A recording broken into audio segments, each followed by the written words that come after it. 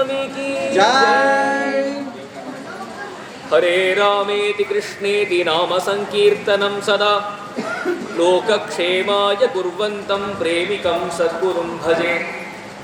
कलये सुन्दराकारं सदैव प्रियदर्शनम् अज्ञाननाशकं देवं सद्गुरुं मुरलीधरम् मुरलीमण्डितकरकमलं मुनिजनमोहनं यत्यस्तपादं परमादाधारिणं प्रेमभक्तमण्डलनित्यकीर्तितं प्रेमिकवरदम् आश्रयेऽहम्।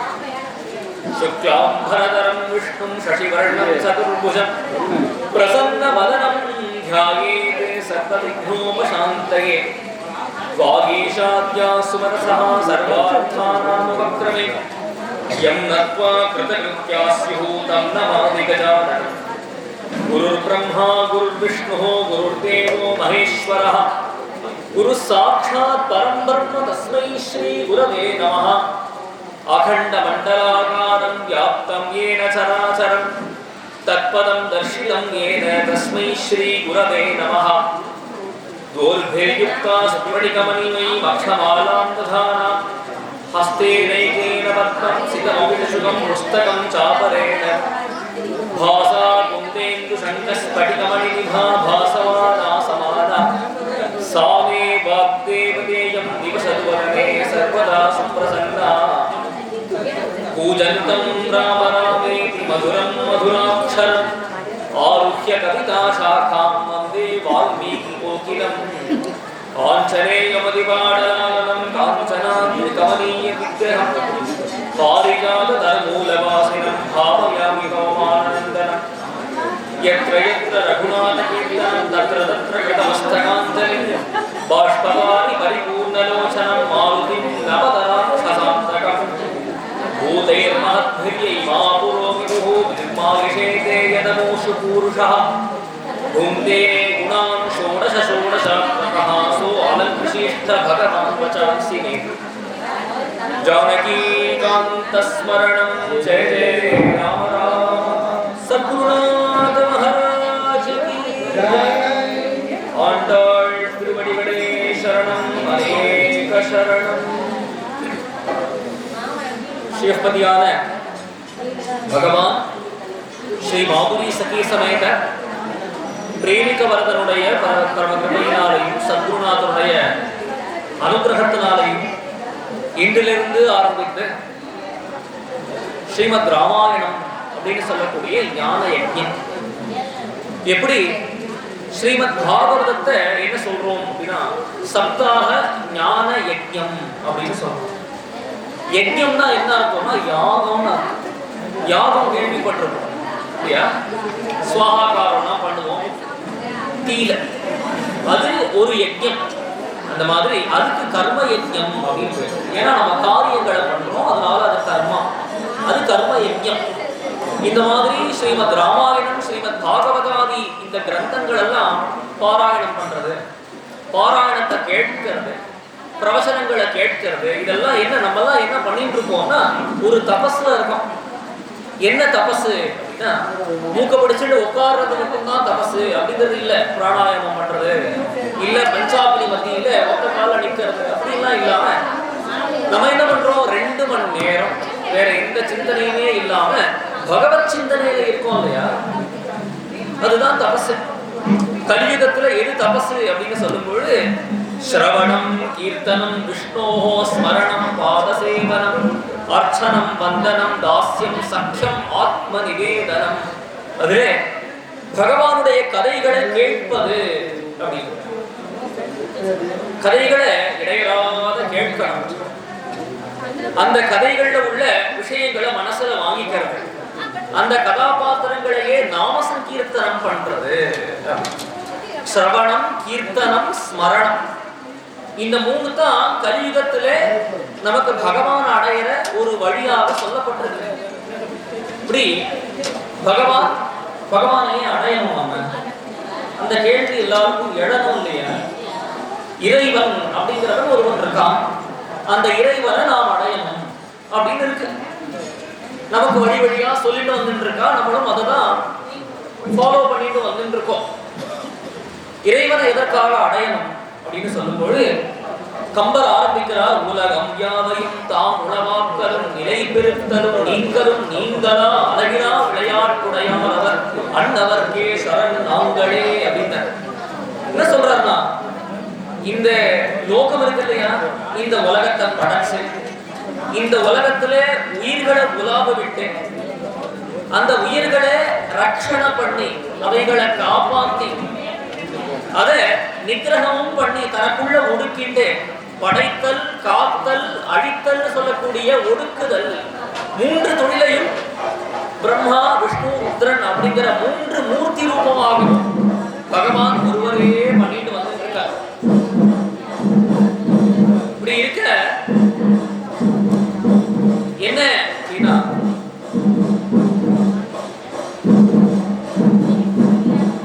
அப்பேற்பட்ட பகவான அடையணும் அப்படின்னு இருக்கு இல்லையா, அதனால எதற்காக பகவான் அவதாரம் பண்றான் அப்படின்னு தெரிஞ்சுக்கணும். பகவான நம்ம அடையணும், நம்ம பகவான் அடையணும்னு முயற்சி பண்றதை விட பகவான் அந்த ஜீவனை சேர்த்துக்கணும் அப்படின்னு அவன் முயற்சி பண்றது தான் அதிகமா பார்க்கணும் இல்லையா. ராமாயணத்திலே பார்த்தோம் அப்படின்னா சீதா பிராட்டியே ஜீவன் அப்படின்னு எடுத்துட்டோம்னா ராமபிரான் பகவானா இருக்க. இப்போ ஜீவன் பகவான நோக்கி அடையறதுக்கு பிரயத்தனம் பண்றதா, ராவணன் அபகரணம் பண்ணிட்டு போனதுக்கு அப்புறம் அசோகவனம் ஒரு இடத்துல வைக்கிறான், எல்லாருக்கும் தெரியும். அந்த அசோகவனத்துல 10 மாசம் குருநாதர் சொல்வார், ஒரு கர்ப்பவாசம் மாதிரி இருந்தா அந்த சீதா பிராட்டி. அங்க ராமநாமம் சொல்லிட்டே இருந்தா, ஜாஸ்தியா இருந்தார். ஆனா இங்க ராமர் என்ன பண்றாருன்னா, ஜீவனான சீதையை தேடி அடையணுமே அப்படிங்கிறதுக்காக பலாதன பண்றார். பல பேரை சத்தியம் பண்ணிக்கிறார், சுக்ரீவாதிகள் எல்லாம் சத்தியம் பண்ணிக்கிறார், பதம் பண்ண வேண்டியவாளெல்லாம் பதம் பண்றார். வனாத் வனம் விருக்ஷாத் விருக்ஷம், மரமே நீ சீதைய பாத்தியா காடே நீ சீதைய பாத்தியான்னு இங்க பகவான் அந்த ஜீவனான சீதையை தன்னிடத்துல அடையிக்கிறதுக்கு அவர் முயற்சி பண்றார். அப்போ ஜீவன் பண்ற முயற்சி பெருசா பகவான் பண்றது பெருசா அப்படின்னா, பகவான் எடுக்கக்கூடிய முயற்சிகள் தான் பெருசு. இந்த சம்சாரிகளை காப்பாற்றுறதுக்காக பகவான் கீதையில சொல்லும்போது, பரித்ராணாய சாதூனாம் விநாசாய ச துஷ்கிருதா கர்ம சம்ஸ்தாபனார்த்தாய சம்பவாமி யுகே யுகே. சாது சனத்தை நலியே அப்படின்னு வாழ்வார். பகவான் எதற்காக அவதாரம் பண்றான்? இப்போ பகவான் அடையணும் அப்படின்னு சொன்னோம் இல்லையா, அதனுடைய முக்கியத்துவத்தை சொன்னோம். பகவான் அடையறதுக்காகத்தான் இந்த பிறவியே பகவான் கொடுத்தான். அதுவும் அவனுடைய கிருபையினால்தான் அடைய முடியும். அப்பேற்பட்ட பகவான் இந்த ஜீவன்கள் எல்லாம் உஜ்ஜீவிக்கிறதுக்காக, இந்த ஜீவன்கள் எல்லாம் தன்னிடத்துல சேர்த்துக்கிறதுக்காக பல முயற்சிகளை பண்றான். அந்த முயற்சிகள்ல ஒரு முயற்சியாகத்தான் பகவானுடைய அநேக அவதாரங்கள். பகவானுடைய அவதாரங்களை கணக்கிலேயே எடுத்துக்க முடியாது, அவ்வளவு கணக்கில்லாத அவதாரங்கள் பண்றான் பகவான். தசாவதாரம் நமக்கு தெரியும், மத்ஸ்ய கூர்ம வராக சிம்ம வாமன பரசுராம ராமன், இப்படி பிரசித்தமாக 10 அவதாரங்கள். 10 அவதாரங்கள் மட்டும்தான் எடுத்திருக்கான பகவான் அப்படின்னு பார்த்தோம்னா 24 அப்படின்னு ஒரு கணக்கு சொல்றான், பாகவதத்துல சொல்றான். 24 தான் எடுத்திருக்கானா பகவான் அப்படின்னா, அவதாராகி அசங்கேயா. ஒருவர் சொல்ற, ஆகாசத்துல உள்ள நட்சத்திரங்களை கூட எண்ணி கணக்கில் எடுத்துக்கலாம், பூமியில உள்ள அந்த மண் துகள்களை கூட எண்ணிடலாம், பகவானுடைய அவதாரங்கள் இவ்வளவுதான் அப்படின்னு எண்ணியே மாறாது. அவ்வளவு அவதாரங்கள் எடுத்திருக்கார். அத்தனை அவதாரங்களும் எதற்காக பகவான் எடுக்கிறான் அப்படின்னா, இந்த நம்ம போன்ற சம்சாரிகளை காப்பாற்றுவதற்காக, சம்சாரிகளை உஜ்ஜீவனம் பண்றதுக்காகத்தான் அத்தனை அவதாரங்களும் பண்றான். மத்ஸ்யாவதாரம்னு பிரதம அவதாரம் பார்க்கிறோம், பாண்டிய தேசத்துல தான் மத்ஸ்யாவதாரம் நடந்தது. அப்பேற்பட்ட மத்ஸ்யாவதாரம் எதற்காக பகவான் பண்றான் அப்படின்னு சொன்னா, நம்ம எவ்வளவோ கர்மாக்கள் பண்றோம், எவ்வளவோ தர்மங்களை ஆச்சரணை பண்றோம். எல்லா தர்மத்துக்கும் அடிப்படை எதுல இருக்கு அப்படின்னா, எல்லா தர்மங்களும் எதில இருந்து ஆரம்பித்து வந்தது அப்படின்னு சொல்லும்பொழுது, வேதா அகில தர்ம மூலம். வேதம்தான் நம்ம ஆச்சரணை பண்ணக்கூடிய அத்தனை தர்மங்களுக்கும் ஆதாரம், அடிப்படை, மூலம். அந்த வேதத்தை ஒரு அரக்கன் கொண்டு போயிடுறான். அந்த வேதத்தை சம்ரட்சணம் பண்ணி கொடுக்கணும். அதே மாதிரி ஒரு மனு நம்ம பூமியை 14 மன்வந்தரம் அப்படின்னு பிரிக்கிறோம் சரியா. அந்த 14 மன்வந்தரத்துல சங்கல்பத்துல சொல்லும்போது சொல்லுவார்கள் வைவஸ்வத மன்வந்தரே அப்படின்னு சொல்லுவோம். ஸ்வயம்புவ, ஸ்வாரோசிஷ, உத்தம, தாமச, ரைவத, சாக்ஷுஷ 6 மன்வந்தரங்கள் முடிஞ்செடுத்து 7வது மன்வந்தரம் அப்படின்னு பார்த்தோம்னா இப்ப நடக்கிற மன்வந்தரம் அது வைவஸ்வத மன்வந்தரம் அப்படின்னு பேர். அந்த வைவஸ்வத மன்வந்தரம் நடக்கிறது இல்லையா, இந்த மனுவை காப்பாத்தி கொடுத்து அதே மாதிரியாக பிரளயத்தை ஏற்படுத்தி அடுத்த கல்பத்துக்கான விஷயங்கள் எல்லாம் மனுவனிடத்துல கொடுத்து மறுபடியும் என்ன பண்றார் அப்படின்னா ஒரு கிரியேஷனை ஆரம்பிக்கிறார். அதுதான் மத்ஸ்யாவதாரம். சரி, அடுத்ததாக கூர்மாவதாரம் எடுக்கிறார். கூர்மாவதாரம் எதற்காக எடுக்கிறார் அப்படின்னு சொல்லும்போது தேவர்களுக்கும் அசுரர்களுக்கும் யுத்தம் நடக்கிறது இல்லையா. அந்த தேவாசுர யுத்தத்துல என்ன ஆகுறது அப்படின்னா தேவர்களுடைய அத்தனை சொத்தையும் அசுரர்கள் அபகரணம் பண்ணிட்டு போயிடுறார்கள், பிடிங்கிட்டு போயிடுறார்கள். அப்படி இருக்க தேவர்கள் எல்லாம் ஹைடவுட்ல வாழக்கூடியதான ஒரு சன்னிவேஷம் ஏற்பட்டிருக்கு. அதிதி மாதா, தேவர்களுடைய மாதா கஷ்யபரிடத்துல போய் கேட்கும்பொழுது இந்த மாதிரியாக பகவான பிரார்த்தனை பண்ணு அப்படின்னு சொல்றார். பகவான தேவர்கள் எல்லாம் பிரார்த்தனை பண்ண பகவான் என்ன பண்றான் அப்படின்னா அமிர்த மதனம் பண்ணலாம் அப்படிங்கிற பார்க்கடல் இருக்கு இல்லையா, அந்த பார்க்கடலை மந்திரமலை அப்படின்னு ஒரு மலையை வச்சுட்டு மத்தா வச்சுட்டு கடையிறார்கள். வாசுகின்னு சொல்லக்கூடிய தேவநாகத்தை கையிலாக வைத்துக் கொண்டு கடைந்து கொண்டே இருக்கிறார்கள். அப்படி இருக்க ஒண்ணு ஒண்ணா வெளியில வருது. லக்ஷ்மி க்ஷீர சமுத்திர ராஜதனயான்னு சொல்றோம் இல்லையா, பார்க்கடலிலிருந்து உதித்தாள் லக்ஷ்மி பிராட்டி. அப்படி ஒண்ணு ஒண்ணா அவரை அமிர்தத்தை சாதிச்சு கொடுத்தார். அப்படி முதல்ல அந்த மந்திரமலையை வைக்கும் பொழுது கீழே எந்த பேலன்ஸும் இல்லாததுனால கீழே அமிழர் முழுதல். அப்படி இருக்க 1,00,000 யோஜனை தூரம், ஒரு யோஜனை அப்படிங்கிறது ஒரு 6 கிலோமீட்டர் வச்சது. அந்த மாதிரி 1,00,000 யோஜனை தூரம் ஆக ஒரு கூர்மமாக ஒரு ஆமையாக அவதாரம் பண்ணினார். எதற்காக நான் இந்த மலையை தாங்கிறதுக்காக. எப்பேற்பட்ட பகவான், எப்பேற்பட்ட நிலையில இருக்கக்கூடிய பகவான் தன்னுடைய பக்தர்களுக்காக எதுவுமே செய்வேன் அப்படின்னு இறங்கி வரார் இல்லையா. தேவர்கள் தங்களுக்காக அமிர்தம், இது அவளுடைய சுயநலத்துக்காக ஒரு அமிர்தத்தை கடையிறார்கள். இதுல பகவானுக்கு ஆக வேண்டியது என்ன இருக்கு? இருந்த பொழுதிலும் கூட ஸ்ரீ கூர்ம பகவானாக பகவான் அவதாரம் பண்ணி அந்த மலையை தாங்கினார். அடுத்ததாக வராக பெருமாள் அவதாரம் என்றார். ஹிரண்யாக்ஷன், ஹிரண்யகசிபு, ராவணன், கும்பகர்ணன், சிசுபாலன், தந்தவக்ரன் அப்படின்னு 3 கல்பங்களாக அசுரர்களாக அவதாரம் பண்றார்கள். யாருன்னா ஜெய விஜயர்கள், பகவானுடைய வைகுண்ட பிரதேசத்தை காவல் காக்கக்கூடிய ஜெயன் விஜயன் 2 பேர்களுமே சாபவசத்தினால கீழே இறங்கி வரார்கள். அதுல ஹிரண்யாக்ஷன் என்ன பண்றான் அப்படின்னா இந்த பூமியை தூக்கின்ற பிரளய ஜலத்துல கொண்டு போய் அமிழ்த்தி வச்சுட்டான். வச்ச உடனே எந்த காரியம் பண்ணணும் அப்படின்னாலும் ராமர் சொல்றார், கர்மபூமி மிமாம் பிராப்பிய கர்த்தவியம் அபிசங்கயா அப்படிங்கிற. கர்மா பண்ணணும், அவாவா நித்திய கர்மாக்களை பண்ணணும், அவாவாளுக்கு என்னென்ன விதிச்சிருக்கோ அதை செய்யணும். அதை எங்க செய்யலாம் அப்படின்னா பூமியில தான் செய்ய முடியும், அந்தரிக்ஷத்துல ஆகாசத்துல பண்ண முடியாது. அதற்கு ஒரு ஸ்தலம் வேணும் இல்லையா. அப்பேற்பட்ட ஸ்தலத்தையே பிரளயத்துக்குள்ள மூழ்கடிச்சுட்டான் ஹிரண்யாக்ஷன். அப்படி இருக்க ஒரு வராகமா அவதாரம் பண்ணி பிரம்மாவனுடைய நாசி துவாரத்திலேருந்து வரார். வந்து ஒரு யானை அளவு பெரிய வராகமாக வரார் அந்த பெருமாள். அப்படி பூமியை தன்னுடைய திருப்பர்களால தூக்கிட்டு வந்தார். இப்படி பூமியை காப்பாத்தி கொடுத்தார். தர்மம் பண்ணக்கூடிய இடத்தை ஆவண செய்து கொடுத்தார். அடுத்ததாக நிருசிம்ம பகவான் அவதாரம் பண்ணினார். தர்மத்துக்கு பிரதிபக்ஷியா விரோதியா இருக்கக்கூடிய ஹிரண்யகசிபு வதம் பண்றதுக்காகவும் சத்யம் விதாதும் நிஜவிருத்தியபாஷிதம் வியாப்திம் ச லோகேன அகிலேன சாத்மஜாம் அருஷ்யதா அதி அத்புத ரூபம் உத்வஹன்னே ஸ்தம்பே சபாயாம் ந மிருகம் ந மானுஷம். அப்படி நரனாகவும் சிம்மமாகவும் நரசிம்மமாக பகவான் அவதாரம் பண்ணி பிரஹ்லாதனை காப்பாத்தி கொடுத்து பக்த சாம்ராஜ்யத்துக்கே சக்கரவர்த்தியின பட்டத்தை ஏற்படுத்தி கொடுத்தார் நமக்கு. இப்படி தர்மத்தை காப்பாற்றுறதுக்காக தானே அநேக அவதாரங்கள் பண்றார். வாமன அவதாரமா இருக்கட்டும், பரசுராம அவதாரத்துல பார்த்தோம்னா அதர்மம் பண்ணக்கூடிய ராஜாக்கள் எல்லாம் வதம் பண்ற அதற்காகவே ஒரு அவதாரம் பண்ணினார்.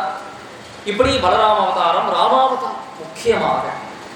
ஏனைய அவதாரங்கள்லாம் பார்த்தோம்னா பகவானுடைய ஒரு அம்சம் வெளியில வருது. ஒரு காரியத்துக்காக அதை சாதிச்சு கொடுக்கணுங்கிறதுக்காக ஒரு கலை மட்டும் வெளியில வருது. அப்படி இல்லாம 2 அவதாரங்களை மட்டும்தான் பூர்ண அவதாரங்கள் அப்படின்னு சொல்றது சாஸ்திரம். என்ன 2 அவதாரங்கள் அப்படின்னு பார்த்தோம்னா, ஒண்ணு ஸ்ரீ ராமாவதாரம், அடுத்தது ஸ்ரீ கிருஷ்ணாவதாரம். ராமாவதாரம் என்ன அப்படின்னா மனுஷனுக்காய் பராதனப்பட்டு இல்லையா, என்ன அப்படின்னா சொல்றா மர்த்தியாவதாரஸ்திஹ மர்த்திய சிக்ஷணம். பகவான் பார்த்தார், தாம் பகவான் சொல்லிட்டு வந்து கூட மனிதர்கள் தன்னை புரிஞ்சுக்கல, ஜீவன்கள் தன்னை புரிஞ்சுக்கல, தன்னை அடையல. இதற்கெல்லாம் நோக்கம் என்ன? பகவான் தன்னுடைய மேலிருந்து கீழே இறங்கி வரதுக்கு அவதாரம்னு பேரு. இவ்வளவு அவதாரம் பகவான் பண்றதுக்கான நோக்கம் என்னன்னா சர்வ ஜனங்களும் தன்னை ஆசிரயிப்பார்கள், தன்னை அடைவார்கள் அப்படின்னு தான். இருந்த பொழுதிலும் கூட பகவானுக்கு அதுல திருப்தி ஏற்படல. ஒரு மனிதனாக அவதாரம் பண்ணினான், ராமபிரானாக அவதாரம் பண்ணி எதற்காக அவதாரம் பண்றார் அப்படின்னா சத்தியத்தை நிலைநாட்டுறதுக்காக, தர்மத்தை நிலைநாட்டுறதுக்காக, பித்ருவாக்கிய பரிபாலனம் பண்றதுக்காக, அப்பா சொல்லிட்டார் அப்படிங்கிற ஒரே வார்த்தைக்காக. கைகேயின் இடத்துல சொல்றா, இந்த மாதிரி நீ கோவப்படக்கூடாது, நீ லட்சப்படக்கூடாது, உங்க அப்பா இப்படி சொல்லியிருக்கார் அப்படின்னு அவள் லட்சப்பட்டுட்டே உங்க சொல்றா. என்ன சொல்றா அப்படின்னா, பூமியை 14 வருஷம் பரதனே ஆள, நீ என்ன பண்ணணும் அப்படின்னா மரபுரி தரிச்சுட்டு 14 வருஷம் காட்டுக்கு போகணும். காட்டிலே என்ன பழங்கள் என்ன ஆகாரங்கள் இருக்கோ அதை சாப்பிட்டு ஜீவனம் பண்ணிட்டு இருக்கணும் அப்படின்னு உங்க அப்பா சொல்றார். ராமர் சொல்றார், அப்பா சொல்றார், நீ ஏமா சொல்ற? நீ சொன்னாலே நான் அதை செய்வேனே அப்படிங்கிற. பக்ஷயேயம் விஷம் தீக்ஷ்ணம் மஜ்ஜேயம் சார்னவே அப்படிங்கிற. என்னன்னா, அம்மா நீ விஷத்தை குடிக்க சொன்னாலும் குடிப்பேன், இல்ல கடல்ல குதிக்க சொன்னாலும் குதிப்பேன், நெருப்புல குதிக்க சொன்னாலும் குதிப்பேன். ஏன்னா உன்னுடைய வார்த்தை வேற கிடையாது, தசரதனுடைய வார்த்தை வேற கிடையாது, எல்லாமே எனக்கு ஒண்ணுதான் அப்படின்னா. அப்படி ஒரு பித்ருவாக்கிய பரிபாலனம், அப்படி ஒரு சத்தியத்துல நிஷ்டை, அப்படி ஒரு தர்மத்துல நிஷ்டை. லக்ஷ்மணாழ்வார் சொல்றார், இந்த மாதிரி இது அநியாயம், இது நமக்கு நிகழ்த்தப்பட்ட அநீதி, இதை எதிர்த்து போராடி எப்படியாவது இந்த ராஜ்யத்தை வாங்கணும் அப்படின்னு லக்ஷ்மணன் சொல்றார்.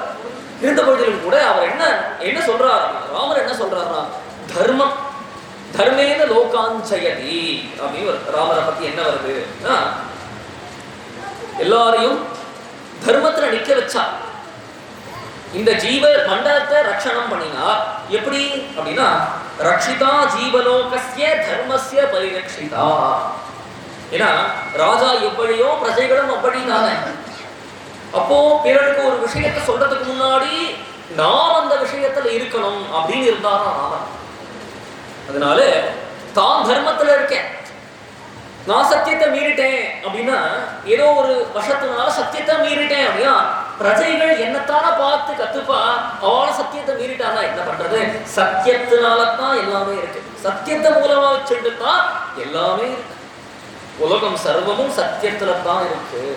அதனால சொல்றார், சத்தியத்தை மீற மாட்டேன், என்ன இக்கட்டான சூழ்நிலை வந்தாலும் நான் சத்தியத்துல தான் நிற்பேன் அப்படின்னு இருந்தார் இல்லையா ராமன். தர்மத்துக்காக பாடுபட்டார் பேர்பட்ட ராமபிரான். அதனாலதான் அது பூர்ண அவதாரம். இப்படி இருக்க அப்பேற்பட்ட ராமரோ இல்ல கிருஷ்ணரோ அவதார காலம்னு ஒரு காலம் இருந்தது இல்லையா. ராமர் எப்ப அவதாரம் பண்ணினார் அப்படின்னா திரேதா யுகத்துல அவதாரம் பண்ணினார், கிருஷ்ணர் துவாபர யுகத்துல அவதாரம் பண்ணினார். இப்போ திரேதா யுகத்துல ராமருடைய காலத்துல இருந்த ஜனங்களுக்கு ராமாவதாரம் அப்படிங்கிறது பிரயோஜனப்பட்டது இல்லையா. துவாபர யுகத்துல கண்ணனோட இருந்த ஜனங்களுக்கு அந்த அவதாரம் பிரயோஜனப்பட்டது. அதற்கப்புறம் எவ்வளவோ காலங்கள் கழிச்சும் கூட இன்னும் ராமர்னு பேசிட்டு இருக்கோம், இன்னும் கிருஷ்ணர்னு பேசிட்டு இருக்கோம் அப்படின்னா அதற்கு யாரு காரணம் பார்க்க வேண்டாம், அதற்கு யாரு காரணம் பார்க்க வேண்டாம். சதகோடி பிரவிஸ்தரம் அப்படின்னு 100 கோட்டியாக பண்ணினாராம் ராமாயணத்தை வால்மீகி. நமக்கு கிடைச்சிருக்கிறது பாக்கிய விசேஷத்தினால 24,000 ஸ்லோகங்கள் கிடைச்சிருக்கு, நம்மளுடைய பாக்கியம். அப்பேற்பட்ட வால்மீகியை ஸ்மரிக்கணும், அப்பேற்பட்ட வியாசாச்சாரியால ஸ்மரிக்கணும். ஏன்னா வியாசரோ வால்மீகி பகவானோ இல்லை அப்படின்னா அப்பேற்பட்ட ராமர் பிறந்தார், அவதாரம் பண்ணினார். என்ன கோசலைதன் திருமகனாக அவதாரம் பண்ணினார், அயோத்தியில அவதாரம் பண்ணினார், பித்ருவாக்கிய பரிபாலனத்துக்காக காட்டுக்கு போனார், 14 வருஷம் காட்டுல நடையுடன் நடந்து கஷ்டப்பட்டார், துக்கப்பட்டார். எல்லா கதைகளும் இல்ல கிருஷ்ணாவதாரமோ கிருஷ்ணன் பண்ணின லீலைகளுமே யார் மூலமாக தெரிகிறதுன்னா வேறுபட்ட மகர்ஷிகள் மூலமாகத்தானே தெரிகிறது. அப்போ நம்மளுடைய அநேக நமஸ்காரங்களும் அந்த மகர்ஷிகளுக்குத்தான். அப்பேற்பட்டவானால்தான் மகத்தான 2 இத்திஹாசம். என்ன 2 இத்திஹாசம்னு பார்த்தோம்னா ஸ்ரீமத் ராமாயணம், ஸ்ரீமத் மகாபாரதம். ராமாயணத்துல பார்த்தோம் அப்படின்னா ரொம்ப உபகதைகள்லாம் இருக்கா. கங்கை உற்பத்தியான கதை சொல்லப்படுறது, ஸ்கந்தனான முருகப்பெருமான் உற்பத்தியான கதை சொல்லப்படுறது. அதை தவிர்த்து கதையிலே நேரா நூல் பிடிச்ச மாதிரி ராமனுடைய அவதாரம், ராமனுடைய லீலைகள் எப்படி வந்துட்டே இருக்கும். மகாபாரதம் அப்படின்னு பார்த்தோம்னா நிறைய உபகதைகள் உண்டு. இப்படி மகத்தான இதிகாசங்கள், 2 கொடுத்த 2 கொடை வள்ளல்கள் இல்லையா, 2 பேருடைய கிருபையை ஸ்மரிச்சுட்டே இருக்கலாம்.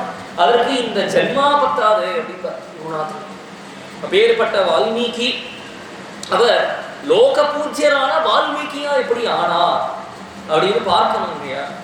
ஒரு சமயம் காட்டுல வேட்டையாடின்னு இருக்கான் ருக்ஷன் அப்படின்னு ஒருத்தான், ஒரு வேடுதான். இப்படி வேட்டையாடின்னு இருக்கான், வரவாளிடத்துல எல்லாம் கொள்ளையடிப்பான், இப்படித்தான் ஜீவனத்தை நடத்தின்னு இருக்கான்.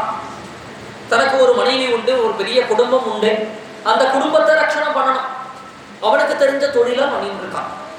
அப்படி இருக்க ஒரு சமயம் அந்த ருக்ஷனுடைய மனைவி நாகரத்னம் வேணும் அப்படின்னு கேட்டா.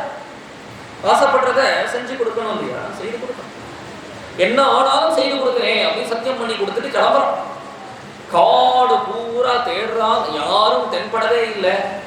கடைசியில அது கிடைக்குமா கிடைக்காதான்னு தெரியல நாகரத்னம்.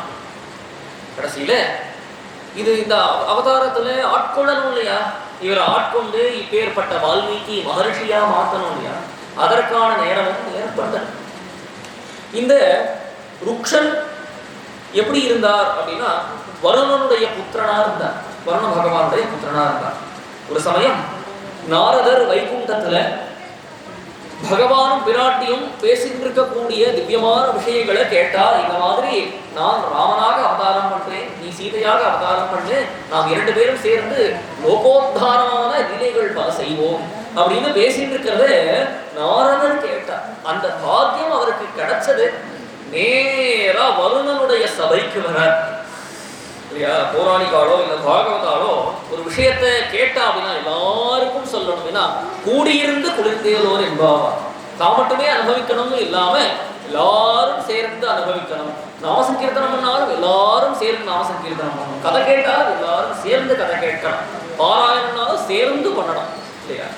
அந்த மாதிரி ஒருத்தர்கிட்ட சொல்லலாமே அப்படிங்கிறதுனால அந்த ஒரு ஓகையினால, அந்த ஒரு வேட்கையினால நாரதர் வருணலோகத்துக்கு வரார்.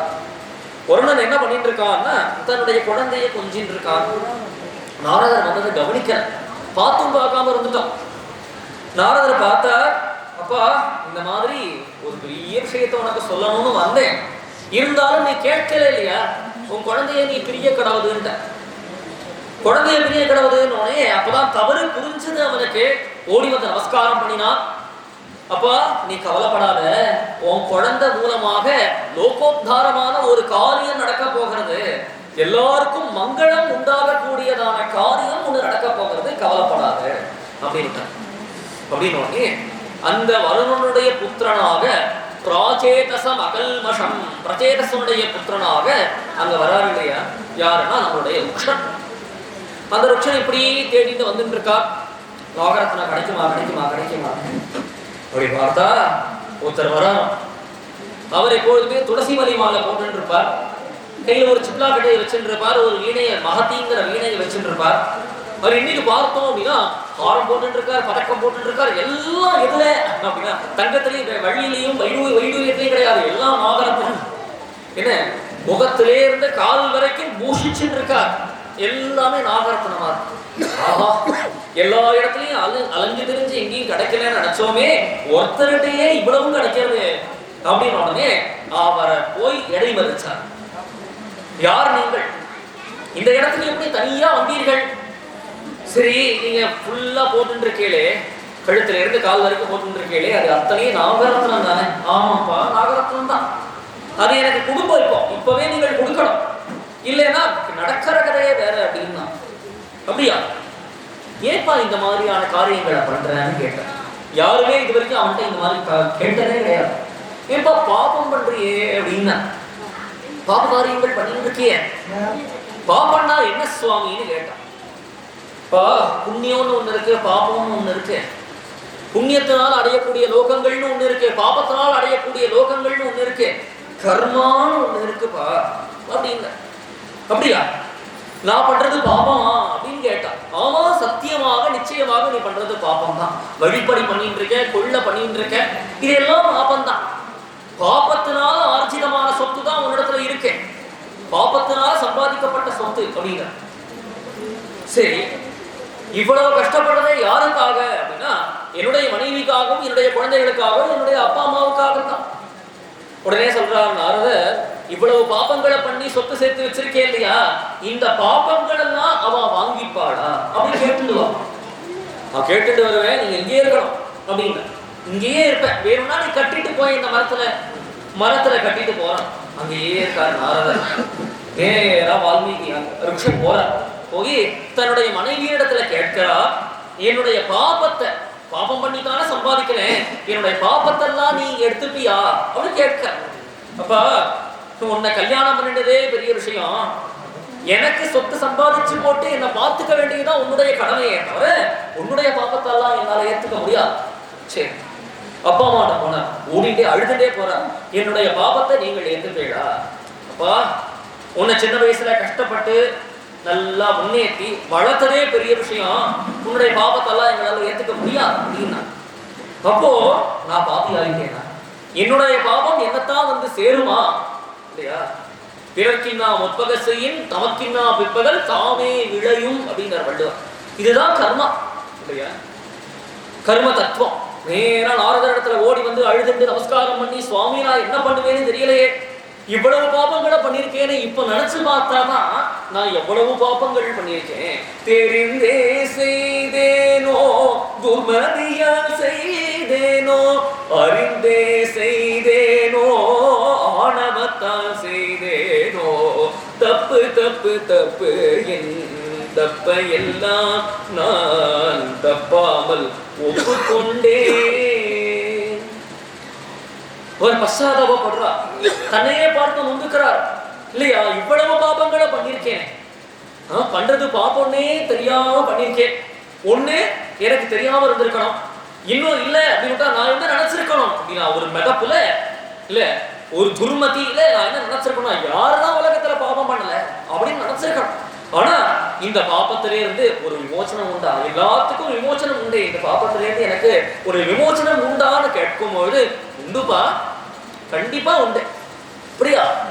என்ன விமோச்சனம் அப்படின்னு கேட்கும்போது, உன்னுடைய வலது கால காண்பி அப்படின்னு. சர்வ பாபத்துக்கும் விமோசனம் என்ன அப்படின்னு சொல்லும்போது, ராம ராம ராம ராம ராம ராம ராம ராம. வலது காதிலே ராம ராம ராம ராம. யாருக்கு இந்த பாக்கியம் கிடைக்கும்? யாருக்கு இந்த பாக்கியம் கிடைக்கும்? அப்பேற்பட்டதான தேவ ரிஷியினுடைய வாக்குனால ராம ராம ராம ராம ராம இப்படி ராமநாமத்தை சொல்ல, இது என்னன்னு தெரியலையே சுவாமி, இப்படி இது எப்படி சொல்லணும்னு தெரியலையே.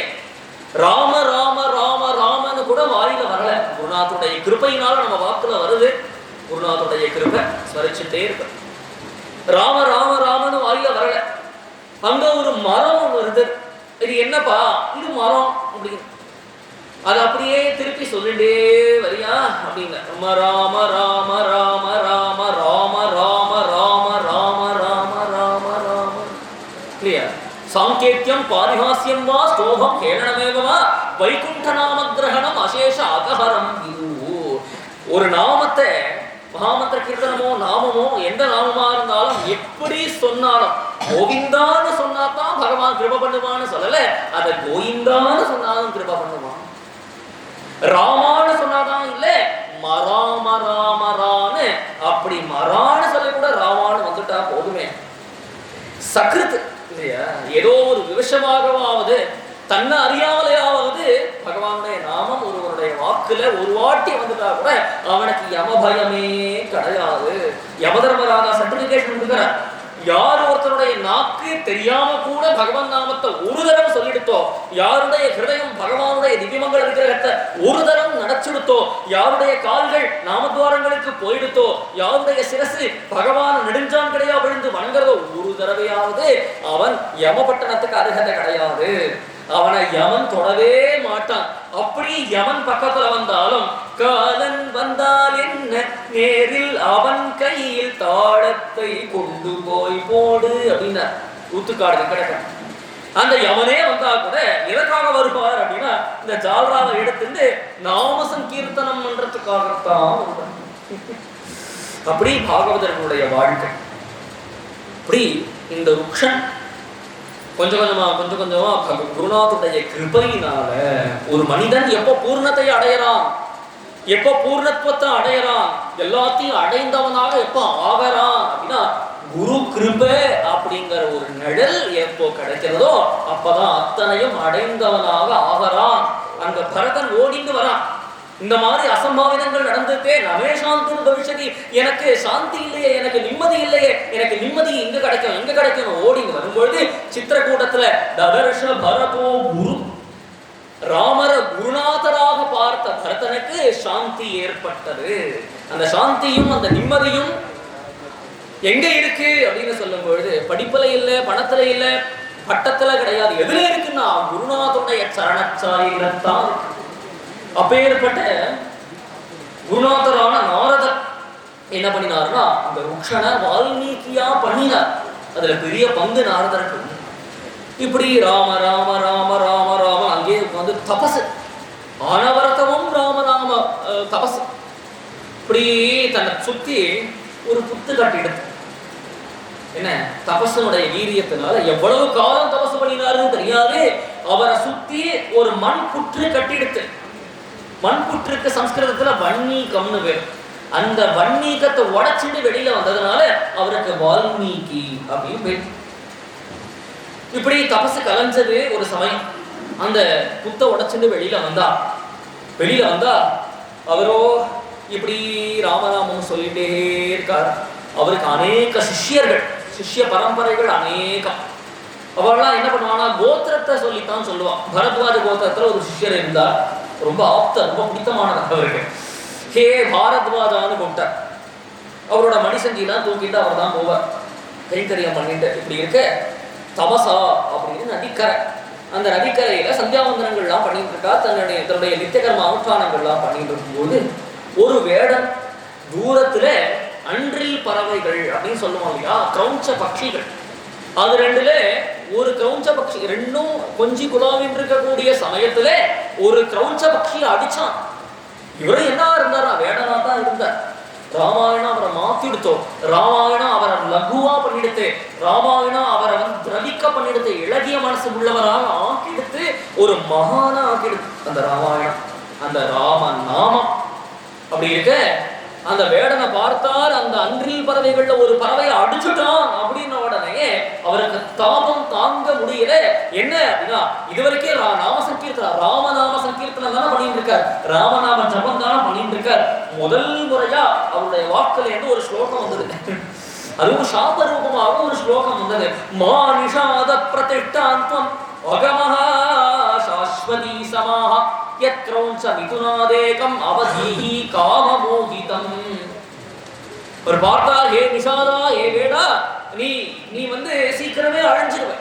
மா நிஷாத பிரதிஷ்டாந்தம். ஏன்னா அன்றில் பறவைகள்ல ஒரு பறவைய நீ கொண்டுட்டியே, நீ வதம் பண்ணிட்டியே. யத்ரௌஞ்ச மிதுனாதேகம் அவதீஹி காமமோகிதம்.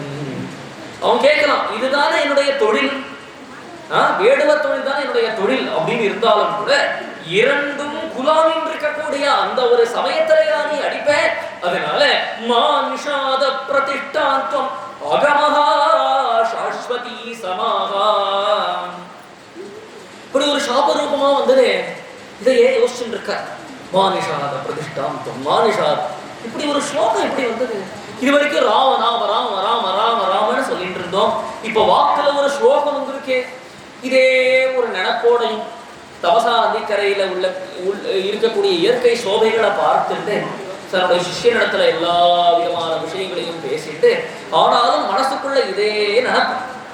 என்ன ஸ்மரணனா, எப்படி இந்த ஸ்லோகம் வந்தது, நமக்கு எப்படி இந்த ஸ்லோகம் வந்தது அப்படின்னோடனே நம்முடைய ஆசிரமத்துக்கு ஒருத்தர் வந்தார். யார் வந்தார் அப்படின்னு சொல்லும் பொழுது, பஞ்சமுகனா இருந்து சதுர்முகனா ஆன அந்த பிரம்மாந்தர், அந்த பிரம்மதேவர் வந்தார். ஸ்லோகமேவம் பயாபத்தானாத்ர கான்யா விசாரணா. அப்ப நீ சொல்றதுக்கு முன்னாடியே உன் மனசுல என்ன இருக்குன்னு எனக்கு தெரியும். என்ன என்ன இருக்கு அப்படின்னா, நீ எப்படி இந்த ஸ்லோகம் வந்ததுன்னு தான் யோசிச்சுட்டு இருக்க. நீ அந்த விசாரணை எல்லாம் நீ பண்ண வேண்டாம். ஏன்னா என்னுடைய அனுமதியினால உன்னுடைய வாக்குல ஏற்கனவே சரஸ்வதி தேவி வந்துட்டார். மச்சந்தா தேவதே பிரம்மன் பிரவிஷ்டேயம் சரஸ்வதி. பிரம்மதேவர் அனுகிரகம் பண்றார் வால்மீகிக்கு. இந்த மாதிரி 24 சதகோடி பிரவிஸ்தரமான ராமாயணத்தை நீ பண்ணு அப்படின்னா சொல்றார். நீ எழுதுறதுதான்பா ராமாயணம் ஆகும். குருநாதர் அழகா சொல்லுவார். என்ன சொல்லுவார், ஒரு சமயம் ஒருவேளை வால்மீகி இந்த மாதிரி அயோத்தியால ஒரு மாமரம் இருந்தது. அந்த மாமரத்துல 2 கிளைகள் இருந்தது. அதுல ஒரு கிளி ராம ராம ராமன்னு சொல்லிட்டுனா அது நடந்ததாகவே இருக்கும். இது ஒரு கதையே கிடையாது. குருநாதர் சொல்லுவார், இத்திஹாசம்னா என்ன அர்த்தம்னா இது ஈஹா ஆசம், இப்படியாக நடந்தது அப்படின்னு அர்த்தம். இது ஏதோ கட்டுக்கதைன்னு சொல்றா இல்லையா, மைத்தாலஜிங்கிறா இல்லையா, அந்த மாதிரி சொல்லவே கூடாது. அபச்சாரம். இது மித்தே கிடையாது, இது பொய் கிடையாது, சத்தியமாக நடந்த உண்மை, டாக்குமெண்டட். இதெல்லாம் இந்த மாதிரியாக நடந்தது. இப்படியாக கொஞ்சம் கொஞ்சமா ராமநாமத்தினுடைய பெருமை, ராமநாமம் என்னத்தான் பண்ணாது இல்லையா. ராமநாமம் இஹலோகே இஷ்டகுண்டு பரலோகே சுககுண்டு. ராமநாமத்தை சொல்லுங்கிறார் புரந்தரதாசர். ராம ராம ராம ராம ராமா என்கிறோ சீதா ராம ராம ராம ராம. ராமநாமத்தை சொல்லிட்டே இருக்க வேண்டியது. ராமநாமம் என்னதான் கொடுக்காது, இகலோகத்திரீகம்னா இந்த லோகத்துல உள்ள சௌக்கியத்தையும் கொடுக்கும், பரலோகத்துல என்ன சம்பாதிச்சு வச்சுக்கணுமோ அந்த பாக்கியத்தையும் நமக்கு கொடுக்கும், சகலத்தையும் ராமநாமமே கொடுத்துடும். ராமநாமத்தையே யோகத்தோட ஒப்பிடுவார் குருநாதர். ரா அப்படிங்கிறது மூலாதாரமாகவும், மா அப்படிங்கிறது சஹஸ்ரதலமாகவும், ராம ராம ராம ராம ராமன்னு சொல்லிட்டு இருக்கிறதே ஒரு யோகம். ராம ராம ராம ராமன்னு சொல்லிட்டு இருக்கிறதே ஒரு தபசு. ராம ராமன்னு சொல்லிட்டு இருக்கிறதே நம்ம அஸ்வமேத ராஜசூய யாகங்கள் எல்லாம் பார்க்கணும் இல்லையா, அத்தனை யாகங்களும் பண்ணதான பலன், அத்தனை ஹோமங்களும் பண்ணதான பலன், அத்தனை தான தர்மங்களும் பண்ணதான பலன் எதுல கிடைக்கிறது அப்படின்னா ராம ராம ராம ராம ராம ராம. அனவரதம் ராமநாமம் சொல்லிட்டு இருந்தார்.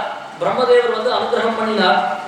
அடுத்ததாக மறுபடியும் நாரதர் வரார். இந்த மாதிரியாக ராமாயணத்தை பண்ணுங்கோ பண்ணும். வால்மீகி நாரதரத்துல கேள்வி. நம்ம குருநாதர் எப்படி பாடுறாருன்னா, வால்மீகி கிருத பிரஷ்னாரம்பே ஜய ஜய ராம கதே. இந்த ராம கதை எப்படி ஆரம்பிக்கிறதுனா வால்மீகி மகர்ஷியுடைய கேள்வியில் இருந்து ஆரம்பித்தது. என்ன கேள்வி கேட்கிறார் அப்படின்னா, நாரதர் வரார் இல்லையா, அவருக்கு உரியதான மரியாதைகள்லாம் பண்ணி உயர்ந்ததான ஆசனத்துல அமர்த்தி வச்சு நமஸ்காரம் பண்ணி கேட்கிறார். கோன் வஸ்மின் சாம்பதம் லோகே குணவான் கஸ்ஸ வீரியவான் தர்மஜ்ஞஸ்ச கிருதஜ்ஞஸ்ச சத்யவாக்யோ திருடப்ரதः சாரித்ரேண ச கோயுக்தः சர்வபூதேஷு கோஹிதः வித்வான் கஹ சமர்த்தஸ்ச கஸ்யைக பிரியதர்ஷனः. கோன் வஸ்மின் சாம்பதம் லோகே. மகர்ஷே, ஒருவர் இருக்கணும், அதுவும் அவர் என்னுடைய சமகாலத்திலேயே இருக்கணும். அவர் எப்படி இருக்கணும்னா குணவான், குணங்களுக்கெல்லாம் சகல கல்யாண குணங்களுக்கெல்லாம் ஒரே இருப்பிடமா இருக்கணும். வீரியவான், தர்மஜ்ஞஸ்ச, தர்மம் தெரிஞ்சவராகவும் இருக்கணும், தர்மத்தை நடத்திட்டு போகக்கூடியவராகவும் இருக்கணும், தர்மத்தை ஆச்சரணை பண்ணக்கூடியவராகவும் இருக்கணும். தர்மஜ்ஞஸ்ச கிருதஜ்ஞஸ்ச, கிருதஜ்ஞஸ்த அப்படின்னு சொல்லும்பொழுது கிருதஜ்ஞா அப்படின்னா நன்றி மறவாமைன்னு அர்த்தம். என்னன்றி கொன்றார்க்கும் உய்வுண்டாம் உய்வில்லை செய் நன்றி கொன்ற மகற்கு. நன்றி இருக்கணும் இல்லையா? குருநாதனுடைய கிருபை, பேர்பட்ட மனுஷ பிறவி, அதுலயும் சத்சங்கத்துல ஒரு நாட்டம், இப்படி ஒரு சத்சங்கம், இப்படி ஒரு குருநாதர் அப்படின்னா என்றென்றைக்கும் நன்றி கடன் பட்டவர்களாக இருக்கணும். அது அப்படி ஒருத்தர் இருக்காரா? நன்றியோட நன்றி உணர்வு உள்ளவரா ஒருத்தர் இருக்காரா? கிருதஜ்ஞஸ்ட. அதே மாதிரி அவர் யாராவது சின்ன பெரிய தப்பு பண்ணியிருந்தா கூட அதை மறந்துடுவார். அதே மாதிரி சின்ன ஒரு உபகாரம் பண்ணியிருப்பா, அதை கடைசி ஜீவன் உள்ள வரைக்கும் மறக்காம இருப்பார் அந்த உபகாரத்தை. கதஞ்சின் உபகாரேன கிருதேன ஏகேன துஷ்யதி. என்ன, அவருக்கு தெரிஞ்சோ தெரியாமலோ ஒருத்தர் ராமருக்கு ஒரு உபகாரம் பண்ணியிருப்பார். சின்னதா ஒரு உதவின்னு சொல்ல முடியாது, பாக்கியம். அப்படி ஒரு உபகாரம் பண்ணியிருக்காருன்னு வச்சுப்போம். கிருதேன ஏகேன, ஏதோ ஒரு உபகாரத்தினாலே சந்தோஷத்தை அடைஞ்சிடுவார் ராமன். நஸ்மரதி அபகாரானாம். ஆனா அவரிடத்துல ஏதாவது ஆயிரக்கணக்கான தோஷங்கள் இருந்தாலும் அதை நினைவுலேயே வைத்துக் கொள்ள மாட்டான். அப்படி ஒருத்தர் இருக்காரா? இருக்காரே. இப்படி சீதா பிராட்டி மாரீச்சன் மாயமானாக இருந்து பின்னாடி மான துரத்திண்டு ராமர் ஓடுறார். கடைசியில ஹா ராமா ஹா சீதே அப்படின்னு கத்திண்டு அந்த மான் உயிர் விடுறது.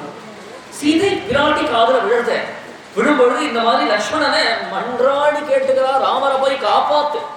லக்ஷ்மணன் சொல்றார், இது ஒரு அரக்கனா இருப்பான், அந்த அரக்கனை ராமரே வதம் பண்ணிடுவார். ராமருடைய பிரபாவம் உங்களுக்கு தெரியாது. இருந்தபோதிலும் கூட ஒரு ரக்ஷையாக ஒரு ரக்ஷ பண்ணி விட்டுட்டு அவர் கிளம்புறார் ராமரை பார்க்க. அந்த சமயமா விஷ்ணு ரூபமாக வந்து ஒரு சன்னியாசி ரூபமாக வந்த ராவணன் அபகரணம் பண்ணிட்டு போறான். அந்த விஷயங்கள்லாம் நடக்கிறது இல்லையா? இந்த விஷயத்த ஒரே ஒரு தரம் லக்ஷ்மணன்ட்ட கேட்டார். ஜாக்கிரதையா பார்த்துட்டு இருக்க வேண்டாமா மண்ணிய அப்படின்னு ஒரு தரம். ஏன்னா ஒரு தப்பு அப்படின்னா நான் என்ன பண்ணுவேன், நான் சொல்லி காமிச்சுட்டே இருப்பேன், இந்த மாதிரி நீ பண்ணிருக்க கூடாது, இந்த மாதிரி நீ செஞ்சிருக்கலாமா அப்படின்னு நான் கேட்டுட்டே இருப்பேன் இல்லையா? ராமர் அப்படி கிடையாது, கிடையவே கிடையாது. கதஞ்சித் உபகாராணாம் கிருதேன ஏகேன துஷ்யதி நஸ்மரதி அபகாராணாம் சதமபி ஆத்மவத்தையா. அப்படி ஆத்மாவான். ஏன்னா அப்பேற்பட்ட குணமுடையவர். ஜிதக்ரோதா, கோபத்தை ஜெயிச்சவர். அனசூயகா, யாரிடத்திலையும் எல்லாரையும் ஒன்னா பார்க்கக்கூடியவர், யாரிடத்திலையும் போட்டி பொறாமை இல்லாதவர், அசூயை இல்லாதவர். இப்படி ஒருத்தர் இருக்காரா?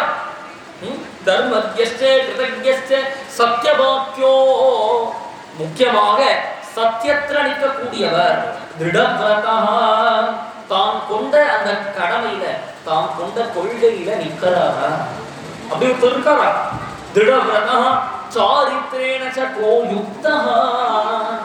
ஒருத்தரை பார்த்து ஒருத்தருடைய விஷயத்தை தெரிஞ்சுக்க முடியாது. ஒருத்தர் நல்லவரா கெட்டவரா, எப்பேற்பட்ட பண்பாளர் அப்படின்னு தெரிஞ்சுக்கணும் அப்படின்னா அவருடைய நடத்தையில தானாகவே அது தெரியும். பார்த்து தெரிஞ்சுக்க முடியாது, வேற ஒருத்தர்கிட்ட கேட்டு தெரிஞ்சுக்க முடியாது, நடத்தையில தெரியும். அப்பேற்பட்ட நன்னடத்தையுடையவரா அப்படின்னு கேட்கிறார். சாரித்ரேன ச கோயுக்தா சர்வபூதேஷு கோஹிதா, எல்லாரிடத்திலும் தயாவானாக இருக்கணும். வித்வான் கஹா கஸ்ஸமர்த்தஸ்ச, எல்லாத்தையும் படித்தவராக இருக்கணும், அனுபவம் உள்ளவராகவும் இருக்கணும், சாமர்த்தியம் உடையவராகவும் இருக்கணும். கஸ்ஸமர்த்தஸ்ச கஸ்ஸைக பிரியதர்ஷனா, அவரை பார்த்தா பார்த்துட்டே இருக்கலாம் போல இருக்கணும், கண்ணே அடிக்க கூடாது. பிராட்டிக்கே அந்த நிலைமை அப்படின்னா நமக்கு என்ன நிலைமை? தோள் கண்டார் தோடே கண்டார், தொடு கமல பண்ண தாள் கண்டார் தாடே கண்டார். ராமர் அங்க வரார், ஜனகனுடைய சபைக்கு வரும்பொழுது ராமருடைய தோளை பார்த்தவர்கள் தோள்களையே பார்த்துருக்கார்கள். இப்படி பின்தோள் உடையவராக இருக்கார். பாத சரோகத்தை பார்க்கறதுக்கு அது பாதமா இல்ல தாமரையான திரையிலேயே சொக்கி போய் நிற்கிறானாம். அப்பேற்பட்ட மன்மதன், அப்பேற்பட்ட அழகுடையவர். அப்படி ஒருத்தர் இருக்காரா? அப்படி எல்லாம் கேட்கும் பொழுது இருக்காரேப்பா. பகவோ துர்லபா செய்வ ஏத்வயா கீர்த்திதா குணாஹ உமே வக்ஷாம்யஹம் புத்வா தைர்யுக்தா ஸ்ரூயதாம் நரஹ. இதெல்லாம் கேட்டுட்டு அவர் வேற ஏதோ யுகத்துல இருந்தா, அவர் ஒரு பெரிய மகாபுருஷன் இல்ல பகவான் அப்படின்லாம் என்கிட்ட சகஜாக சொல்லக்கூடாது. அப்படியெல்லாம் இல்லப்பா, ஒரு மனுஷியர் இருக்கார், ஸ்ரூயதாம் நரஹா. நீ சொன்ன இந்த 16 குணங்களை காட்டிலும் அநேகமான ஆயிரக்கணக்கான லட்சக்கணக்கான கல்யாண குணங்கள் பொருந்தியவர் ஒருத்தர் இருக்கா அப்படின்னே அந்த தர்மாத்மனோ பகவதோ லோகே ராமஸ்ய தீமதா. அவருக்கு என்ன பேரு அப்படின்னா இக்ஷ்வாகு குலத்தவர். அவருக்கு ராமர்னு பேரு. அந்த ராமரை பத்திய விஷயங்களை நீ எழுது, இயற்று அப்படின்னு இயற்று அப்படின்ன உடனே அவர் அங்கிருந்து அனுகிரகம் பண்ணி கிளம்பினார். இப்படி கொஞ்சம் கொஞ்சமா ராமாயணம் ஆரம்பிக்கிறது. தபஸ்வாத்தியாய நிரதம் தபஸ்வி வாக்விதாம்பரம் நாரதம் பரிபப்ரச்ச வால்மீகேர் முனிபுங்கவம். வால்மீகி மகர்ஷி கேள்வி கேட்க நாரதர் பதில் சொல்ல அப்படியாக உதித்ததான மகா காவியம், ஆதி காவியம் இந்த ராமாயணம். அப்பேற்பட்ட ராமாயணத்தை 100 கோடி 100 கோடி பண்ணினார். அந்த ராமாயணத்தை பண்ணி அந்த சமயமா பார்த்து பிராட்டி வால்மீகி மகர்ஷியினுடைய ஆசிரமத்தில் இருந்தார்.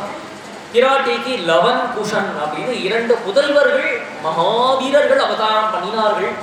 அந்த லவனுக்கும் குஷனுக்கும் 2 பேருக்குமா இந்த ராமாயணத்தை சொல்லி கொடுத்தார். எல்லாம் சொல்லி கொடுத்து ஆயிடுச்சு. எல்லாம் ஆனதுக்கு அப்புறம் இதை போய் ஊரா தெருவா நகரமா நாடா போய் சொல்லுங்க அப்படின்னு அனுப்பி விட்டுட்டார். யாரு சம்பாவனைனாலும் எதுவும் வாங்கிக்க வேண்டாம். ஆனா ராமகதை அப்படிங்கிறதே ஒரு சம்பாவனை. அதுலயே திருப்தி அடைஞ்சுக்கோங்க. அந்த ராமகதையை சொல்லிட்டே போங்க. எப்படி சொல்லிட்டு போனார்கள் அப்படின்னா பாட்யே கேயேச்ச மதுரம் பிரமாணை ஸ்திரிபிரன்விதம். கையில 2 வீணை, ஒவ்வொருத்தர் கையிலையும் ஒவ்வொரு வீணை வச்சிருந்தார்கள். வீணையை நன்னா மீட்டிண்டு சுஸ்வரமாக அழகாக குயில் போன்றதான கோகில கண்டத்துல அப்படி அந்த ஒரு ஸ்வரத்துல பாட ஆரம்பித்தார்கள்.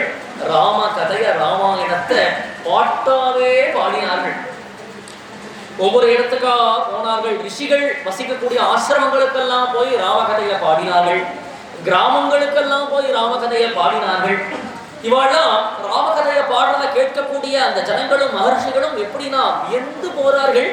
ஏதோ ஒரு காலத்துல நடந்த கதை இல்லாம இப்ப நடந்த மாதிரி இருக்கே, இப்ப கேட்க இந்த கதை இப்ப நடந்துட்டு இருக்கிற மாதிரி இருக்கே அப்படி சொல்றேன். அப்புறமேதான் சொல்றேன். அவ சொல்லும் பொழுது கைகளெல்லாம் ஆட்டின்னு சொல்றார்கள். அப்படி குடிமை வச்சுட்டு இருக்கா இல்லையா, அந்த குடிமையெல்லாம் ஆடுறதா. ஒரு மகர்ஷி பார்த்தா இவ்வளவு அழகா குழந்தைடா ராமாயண கதை சொல்றேனே, இந்த குடிமையை பந்தனம் பண்ணிக்கணும், அதற்காக நான் ஒரு கயிறு கொடுக்கிறேன் அப்படிங்கிற ஒரு மகர்ஷி. ஒருத்தர் என்ன பண்ணாருன்னா மூஞ்சி நான் உங்களுக்கு கொடுக்கிறேன், ஒருத்தர் துளசி மாலை கொடுக்கிறேன் அப்படின்னார். ஒருத்தர் என்ன பண்ணாருன்னா சதமானம் பவதி அப்படின்னு ஆசீர்வாதம் பண்ணினார். இப்படி மகர்ஷிகளுடைய மண்டலத்துல ராம கதையை கேட்டார்கள். அந்த மகர்ஷிகள்லாம் ராம கதைகளை, இவர்களும் சாமர்த்தியசாலிகள், அவ்வளவு அழகா ராமகதையை சொன்னார்கள். இப்படி கிராமமாக ராமகதை சொல்லி, ஒவ்வொரு நகரமாக உபநகரங்கள்லாம் ராமகதை சொல்லி, எங்க ராமர் இருக்காரோ இவாளுக்கெல்லாம் தெரியாது, ஆனா அயோத்தி அப்படிங்கிற அந்த ஒரு நகரத்துக்கு வந்தார்கள். அயோத்தினால என்ன அர்த்தம் அப்படின்னு சொன்னோம்னா யுத்தமே இல்லாத இடம் அயோத்தி அப்படின்னு உபசர்க்கம் என்ன இருந்தாலும் இல்லைன்னு அர்த்தம். அப்போ யுத்தமே நடக்காத இடம் இல்ல, யுத்தமே இல்லாத இடம் அப்படிங்கிறது இந்த அயோத்தி. இந்த அயோத்திக்கு வந்தார்கள்.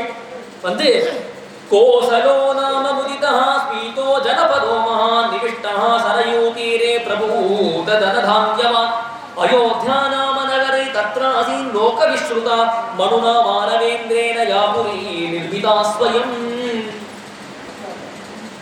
இந்த கோசல தேசத்தினுடைய பெருமையும் அயோத்தியா நகரத்தினுடைய பெருமையும் வர்ணிச்சுட்டே வரார்கள் இல்லையா.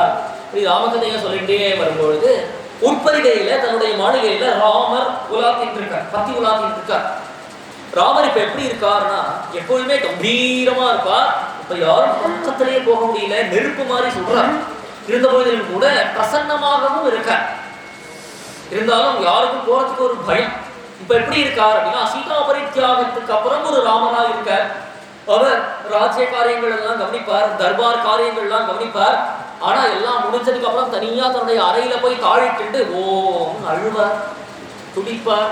சீதையை எப்படி விட்டுட்டோமே அப்படின்னு துடிச்சுட்டு இருப்பார். இப்படி இருக்கக்கூடிய ஒரு ராமர். அப்படி இருக்கக்கூடிய சமயத்துல இவர்கள் இந்த ராமகதையை சொல்லிட்டே வந்துருக்கா இல்லையா. ஒரு நாள் லக்ஷ்மணரை கூப்பிட்டார்கள் தலைமை தாங்கிறதுக்காக. லக்ஷ்மணர் சொன்னார், எனக்கு ராம கைங்கரியம் இருக்கு, அண்ணாவோட கைங்கரியம் நிறையா இருக்கு, எனக்கு நேரமே கிடையாது, நான் ஒரு 10 நிமிஷம் வருவேன், உட்காருவேன், கிளம்பிடுவேன், என்ன தொந்தரவு பண்ணக்கூடாது அப்படின்னா. 10 நிமிஷம் வரேன் அப்படின்னு வந்து உட்கார்ந்தவர் 9 நாட்கள் ராமாயணம் முழுக்க கேட்டார். ராமகதை முழுக்க கேட்டார். அடுத்ததாக பரதாழ்வாரும் வந்து கேட்டார் ராமகதைய. இவளுக்கெல்லாம் என்ன ஆசை அப்படின்னா, சத்ருகனுக்கும் பரதனுக்கும் லக்ஷ்மணனுக்கும் என்ன ஆசைன்னா, நம்ம அண்ணா ராமன் தான் இந்த கதையை கேட்கணுமே அப்படின்னு ஒரு ஆசை இருக்காதா பின்ன. அவர்கள்லாம் அப்படி ராமகதையை சொல்லிட்டே இருக்கும்போது அவருடைய உட்பரிகையில உலாத்தின் இருக்கக்கூடிய அந்த ராமருக்கு காதல விழுறது இப்படி சுஸ்வரமாக கோகில கண்டமாக யாரோ பாடின்னு இருக்காரு. என்ன கதையை பாடின்னு இருக்கா அப்படின்ன உடனே அவன் சொல்றா, லக்ஷ்மணர் பரதர் துணிஞ்சடிச்சுன்னு வந்து சொல்ற ராமர் இடத்துல, அண்ணா இது வேற எதுவும் கிடையாது, நம்மளுடைய குடும்ப கதை தான்னா, உங்களுடைய கதை, நம்மளுடைய கதை, இந்த பாரதத்துடைய கதை ராமாயணம், அந்த கதையை தான் சொல்லிட்டு இருக்கா. மேலும் அவளை பார்த்தா அண்ணா உங்க ஜாடையிலேயே இருக்கு அப்படின்னு. எப்படி இருக்கு அப்படின்னா, பிம்பாதியோத்திதோ பிம்போ ராமதேகாத்தகா பரவும் சொல்றார்கள். ஒரு கண்ணாடியில போய் நீங்களே நின்றுட்டு அந்த கண்ணாடியினுடைய பிரதிபிம்பத்தை பார்த்து வா அப்படின்னு போட்டா அந்த கண்ணாடியிலிருந்து உங்களுடைய ஜாடையிலேயே 2 பேர்கள் துள்ளி குதிச்சு ஓடி வந்தா எப்படி இருக்குமோ அப்படி இருக்கார்கள் இவர்கள். இவர்களுடைய தேஜஸையும் ஓதசையும் பலத்தையும் பார்த்தா அண்ணா உங்களை மாதிரி இருக்கு. இவருடைய கண்கள் உருளக்கூடிய அந்த பருபருன்னு அலையக்கூடிய விழிகளை பார்த்தா மண்ணியினுடைய சீதா பிராட்டியினுடைய கண்கள் மாதிரி இருக்கு. அவளுடைய அந்த கண்ணில் இருக்கக்கூடிய காருண்யம் சீதையினுடைய காருண்யம் மாதிரி இருக்கு. அவளுடைய நடையிலையும் உடையிலையும் பாவனையிலையும் இருக்கக்கூடிய கம்பீரம் பிரபோ உங்களுடைய கம்பீரம் மாதிரி இருக்கு. அது நம்மளுடைய குழந்தைகள் தான் அப்படியா? சரி, ராமருக்கு எல்லாமே ஒண்ணுதான், தாம் குழந்தைகளும் ஒண்ணுதான், மற்றவர்கள் குழந்தைகளும் ஒண்ணுதான், பிரஜைகள் அப்படின்னா எல்லாருமே பிரஜைகள் தான். அதுவும் ராமர் மாணி இல்லையா, தாம் கதையை தானா யாராவது கேட்பார்களா, ஆத்மஸ்துதி யாராவது பண்ணிப்பார்களா? பிருது மகாராஜா இருந்தார். பிருது மகாராஜாவை சபையில எல்லாரும் புகழ்ந்தார்களாம். தற்புகழ்ச்சியை கேட்கிறத விட ஒரு தப்பான செயல் உலகத்துல வேற எதுவும் கிடையாது அப்படின்னு நினைக்கிறார். பிருது மகாராஜா சொல்றார், பகவானுடைய கதைகளை சொல்லுவோம், என்ன புகழ்ந்து என்ன ஆக வேண்டியிருக்கு அப்படின்னா. இருந்த பொழுதிலும் கூட ஆத்மஸ்துதியை கேட்க விரும்பாத ராமர் அப்படி இருந்த பொழுதிலும் கூட ராமாயணத்தை குருநாதர் சொல்வார், ராமாயணத்துடைய முழு ராமாயணம் ராமருக்கே தெரியாது. இந்த 14 வருஷம் காட்டுல இருந்தார் இல்லையா ராமர், இந்த 14 வருஷ கதை தான் ராமாயணமே ஆயிடுத்து. இருந்த பொழுதிலும் கூட ராமருக்கு என்ன ஆசை அப்படின்னா, இந்த 14 வருஷம் நம்ம காட்டுல இருக்கும்போது நாட்டுல ஜனங்கள் எப்படி இருந்தார்கள், தசரதர் போனதுக்கு அப்புறம், தசரதர்ங்கிற ஆலமரம் செறிஞ்சதுக்கு அப்புறம் நம்மளுடைய மாதாக்கள்லாம் என்ன பண்ணினார்கள், நம்மளுடைய தம்பிகள்லாம் என்ன பண்ணினார்கள், யார் யார் என்ன கஷ்டப்பட்டா, இதெல்லாம் தெரிஞ்சுக்கணும் இல்லையா அவருக்கு. அதனாலேயே ராமாயணம் ஏற்பாடு ஆகட்டும் அப்படிங்க. எங்க அப்படின்னா நைமிஷாரண்யம்னு ஒரு இடம். இந்த நைமிஷாரண்யமே பார்த்தோம் அப்படின்னா திருவண்ணாமலையில பார்த்தோம்னா மலையே பகவானா இருக்காங்க. அந்த மாதிரி நைமிஷாரண்யம்னு ஒரு இடத்துல, ஆரண்யம்னா காடு, அந்த காடே பகவான். அந்த நைமிஷாரண்யத்துல நடக்கட்டும் அப்படின்னா, நைமிஷாரண்யத்துல தான் அத்தனை புராணங்களும் அரங்கேற்றமாச்சு, இதிகாசங்களும் அரங்கேற்றமாச்சு. ராமாயணத்துக்கு என்ன பெருமை அப்படின்னா, ராமாயணத்தை ராமரே உட்கார்ந்து கேட்டார் அப்படின்னு. ராமர் யஜ்ஞ தீட்சிதரா உட்கார்ந்துட்டு இருக்கார். யாகம் நடக்க போகிறது, யாகத்துடையதான விராம காலத்துல கதை கேட்கணுங்கிற ஒரு விதி இருக்கிறதுனால ராமகதை சொல்லட்டும் அப்படின்னு உட்கார்ந்துட்டு இருக்கார். தர்பார்ல உட்கார்ந்துட்டு இருக்கார், தன்னுடைய சிம்மாசனத்துல உட்கார்ந்துட்டு இருக்கார் இல்லையா. இவா பாட்டுக்கு ராமகதையை சொல்லிட்டே இருக்கா இல்லையா. சொல்ல சொல்ல சொல்ல ஒவ்வொரு படியா இறங்கி வந்து உட்கார்ந்தார். கொஞ்சம் கொஞ்சமா ஜனங்களா உட்கார்ந்துட்டு, இவ்வளவு பக்கத்துல நீங்களா உட்கார்ந்துட்டு இருக்க இல்லையா, அந்த மாதிரி பக்கத்துல உட்கார்ந்துட்டு அந்த ராமகதைய முழுக்க கேட்ட புபூஷயாசக்தமனா பபூவஹா இப்படி கேட்ட. ராமாயணம் ஆரம்பித்தது எல்லாம் சர்வ சமர்த்தியா இருக்குன்னு ஆரம்பிக்கிறேன். கோசலோ நாம முதிதா ஸ்பீதோ ஜனபதோ மகான் निविष्टः सरयूतीरे प्रभूत धनधान्यवान् अयोध्या नाम नगरी तत्रासी लोकविश्रुता मनुना मानवेन्द्रेण यापुरी निर्मिता स्वयं கோசலம் அப்படிங்கிற ஒரு தேசம். அந்த கோசலத்துல அயோத்தி அப்படிங்கிற தலைநகரம். கோசலோ நாம முதிதா, அங்க எல்லாமே சர்வ சௌக்கியமா இருந்தது. ஏன்னா ராஜா அப்படி ஒரு தர்மவானா இருந்தார். ராஜா யாருன்னா தசரதர். தசரதருக்கே ஏன் தசரதர்னு பேர் அப்படின்னா 10 திக்கிலையும் அவருடைய ஆளுமை செல்லும் அப்படிங்கறதுனாலதான் அவருக்கு தசரதர்னு பேரு. அப்படி ஒரு ராஜ்யம் பண்ணிட்டு இருக்கார். 60,000 வருஷமா ஒரு ராஜ்யம் பண்ணிட்டு இருக்கார். முதிதா ஸ்பீதா ஜனபதா மகான், எல்லா ஜனங்களும் சந்தோஷமா இருந்தார்கள். எங்க இருக்கு அப்படின்னா நிவிஷ்டா சரயூ தீரே, சரயூ நதிய தனக்கு ஜீவ நதியா வச்சுக்கொண்டு அந்த கோசல தேசம் இருக்கு. முக்கியமா அயோத்தி, அயோத்தியா நாம நகரி. இந்த நகரத்தை யார் நிர்மாணம் பண்ணினா? அயோத்தியா நகரத்தை வைவஸ்வத மனுவே நிர்மாணம் பண்ணினார். யா புரி நிர்மிதா ஸ்வயம் மனுனா மானவேந்திரேன. அப்பேற்பட்ட அயோத்தி, அயோத்தியில ஜனங்கள் எப்படி இருக்கா அப்படின்னா அடுத்த வேளைக்கு ஒண்ணும் இல்லைன்னா யாருமே கிடையாதான். ராஜா எப்படி இருக்காரு, ராமர் எப்படி இருக்காரோ அந்த மாதிரி தான் ஜனங்களை வச்சுட்டு இருக்கார். பகவானுக்கு எப்படி அப்படின்னா என்ன ஆசை அப்படின்னா சாரூபியம் சாமீபியம். பகவானுடைய பக்தர்களை பகவான் தன்னை மாதிரியே வச்சுக்கணும் அப்படின்னு ஆசைப்படுவான். பகவானுக்கு அந்த ஆசை உண்டு. அப்படி அந்த அயோத்தி ஜன நகர மக்களுக்கு எப்படி இருக்கானா குண்டலி நாம குட்டி சொல்றா. யாருமே குண்டலம் தரிச்சுக்காதவர்கள் யாருமே கிடையாது, மகுடம் தரிச்சுக்காதவர்கள் யாருமே கிடையாது. டெய்லியும் எப்படின்னா கஞ்சி குடிக்கிறவர்கள்னு கிடையாது. பஞ்சபக்ஷ பரமாண்ண அப்படி சாப்பிடுறா. அப்படி கோலாகலமா இருக்கு. தினமுமே ஒரு திருவிழாவா இருக்கு இந்த அயோத்தியில. அப்படி இருக்க தசரதர் தான் ஆட்சி பண்ணிட்டு வந்துட்டு இருக்கார். 3 மனைவிகள் தசரதர், கௌசல்யா, கைகேயி, சுமித்ரா. இப்படி இருந்த பொழுதிலும் கூட, எல்லாம் இருந்த பொழுதிலும் கூட குழந்தை செல்வம் அப்படிங்கிறது ரொம்ப முக்கியமா இருக்கு. அது ஒரு சமிருத்தி, அது ஒரு ஐஸ்வர்யம். அந்த குழந்தை செல்வம் தனக்கு இல்லையே அப்படின்னு ஒரு வருத்தத்துல மட்டும் இருந்தார். இவர் பகவானுக்கு துல்லியமா இருந்த எதுல ஒன்னே குணத்துல குறைச்சல் அப்படின்னா அந்த மமலாலப்யமானஸ்ய புத்திரார்த்தம், புத்திரர்கள் பிறக்கலையேங்கிற கவலையில் இருந்தார். இப்படி பல வருஷங்கள் ஆகியும் புத்திரர்கள் இல்லை. அப்படி இருக்க வசிஷ்டரை கூப்பிடுறார். வசிஷ்டர் தானே குலகுரு. அந்த குலத்துக்கே, சூரிய குலத்துக்கே குரு யாருன்னா வசிஷ்டர் தான். இக்ஷ்வாகுலேருந்து ஆரம்பித்து அத்தனை பேருக்கும் குரு வசிஷ்டர். வசிஷ்டரை கூப்பிட்டு இந்த மாதிரி ததர்த்தம் ஹயமேதேன, நான் புத்திரார்த்தம் எனக்கு புள்ள பிறக்கணும் அப்படிங்கிற காரணத்தினால நான் என்ன பண்ண போறேன்னா ஒரு புத்திர காம இஷ்டி அப்படிங்கிற ஒரு யாகம் பண்ண போறேன் அப்படின்னு. அப்ப உன்னுடைய ஹிருதயம் தர்ம பாதையில இருக்கு, தர்மத்துல நிக்கணும்னு யோசிக்கிற பாத்தியா? எந்த குறுக்கு வழியிலையும் போகாம தர்மத்தினால ஆர்ஜனம் பண்ணணும்னு நினைக்கவே இல்லையா? இப்படி நேர்மையா கேட்டதுனாலே சொல்றார், நீ யாகம் பண்ணு, யாகம் பண்ணாம போ, சர்வதா பிராப்ஸ்யசே புத்ரான் அப்படின்னா. என்ன சொல்றாரா? சரை மாசோத்தரே தீரே, சரையு நதி கரையில உத்தர திக்குல உத்தர பாகத்துல யஜ்ஞ பூமியை ஏற்படுத்தி யாகம் பண்ண, உனக்கு புத்திரர்கள் அவதாரம் பண்ணுவார்கள். அதுல என்ன அர்த்தம்? மூடமா ரகசியமா என்ன அர்த்தம்னா, நீ யாகம் பண்ணினாலும் யாகம் பண்ணலைனாலும் நீ புத்திரர்கள் உனக்கு பிறப்பார்கள்ங்கிறது எழுதப்பட்ட விதிப்பா. அது யாராலையும் மாற்ற முடியாது. புத்திரர்கள் அவதாரம் பண்ணுவார்கள் அப்படின்னு உடனே யாகத்தை யாரை கொண்டு பண்ணலாம் அப்படின்னு ஆலோசனை பண்ணும்பொழுது மந்திரியிலே உத்தமமான மந்திரி தசரதருக்கு சுமந்திரர், ரொம்ப ஆப்தரும் கூட, ரொம்ப நண்பரும் கூட. அந்த சுமந்திரரை கூப்பிடும்போது சுமந்திரர் சொல்றார், நான் பல யுக கணக்கா நான் இருக்கேன், நான் உன்னை கேள்விப்பட்டேன், இந்த மாதிரி ரிஷஸ்ருங்கர்னு ஒரு ரிஷி இருக்கார், அவரை கொண்டு இந்த யாகத்தை பண்ணணும். புத்திரகாமேஷ்டி பண்றதுக்கு முன்னாடி இன்னொரு யாகத்தை பண்ணணும்.